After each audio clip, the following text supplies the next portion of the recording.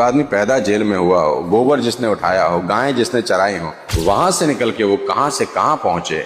सही बात। और क्या बनाया इस दुनिया को, और क्या गीता दिया। और हमारी तो औकात ही नहीं है कि हम कुछ कह भी सकें, लेकिन एक ही बात है कि रोना नहीं है। उसके जीवन में एक ही बात है, कृष्ण ने कहा रोना नहीं है। कर्ण ने बोला कृष्ण को कि मेरे साथ बहुत बुरा हुआ, मुझे सूत पुत्र बोल दिया, मेरे को गुरु ने विद्या देने से मना कर दिया, मेरा क्या अपराध था, मेरे को हमेशा प्रताड़ित किया जाता है। रोने लगा कर्ण। तो कृष्ण ने बोला तू किस बात के लिए रोता है, मेरी सुन, मेरी कहानी सुन।